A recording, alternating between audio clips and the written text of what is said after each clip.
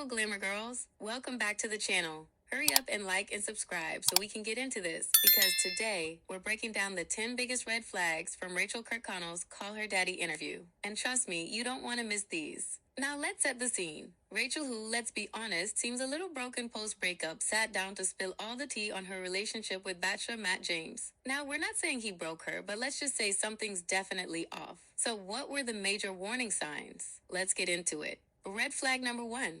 The Bachelor is literally about getting engaged, and she didn't care when he didn't propose. Let's not forget, this entire show is about finding the one and putting a ring on it. And while Rachael admits she wanted a proposal, by the end, when Matt told her he wasn't going to propose but still wanted to be together, she was just happy he still chose her.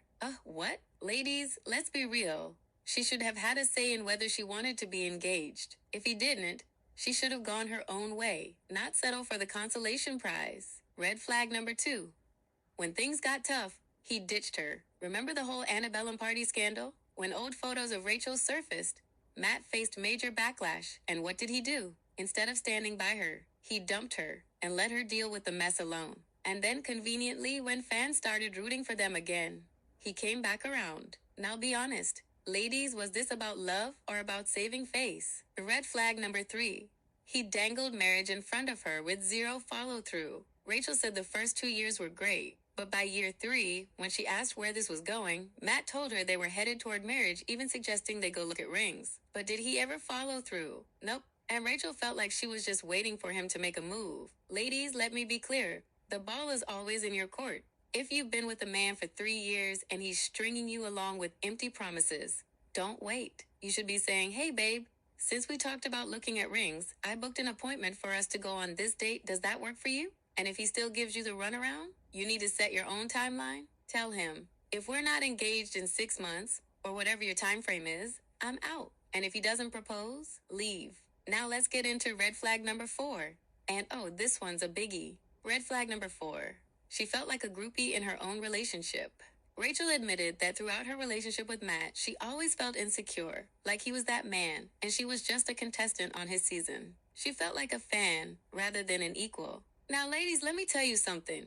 This is all about self-perception. If you ever feel less than the man you're dating, pause, take a step back, go work on yourself, because a man will never see you as the prize if you don't even see yourself that way. A man in love wants to feel like you are the moon and the stars. Now, do we actually think we are the moon and the stars? No, but we act like it. And guess what? That energy is magnetic. And Matt, he wasn't giving worshiping the ground she walks on energy. And that's a problem. Red flag number 5.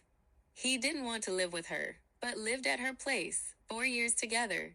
And Rachael wanted to finally live with Matt, but he said no because of religious reasons. Now let's pause right there, because while I respect religious values, Matt was literally staying at her home in Atlanta, where she was cooking, cleaning, and probably doing other things for him.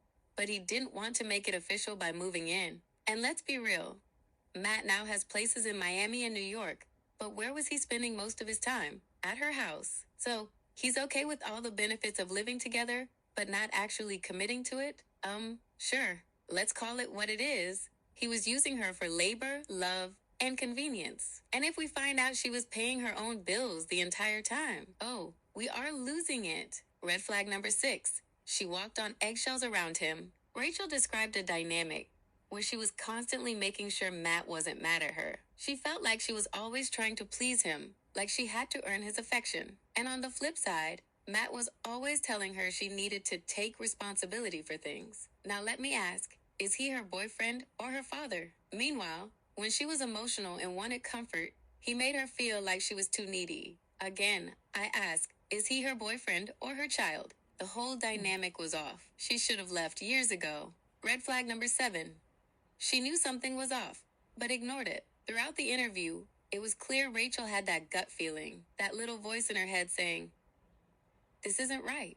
But instead of listening to it, she made excuses. And ladies, let me tell you, when your gut tells you something is wrong, believe it. Choose yourself. Because when a man really wants to be with you, he will move mountains to make it happen. Final thoughts. At the end of the day, Rachael has a lot of growing to do, and we genuinely wish her the best. But let this be a lesson to all the ladies watching.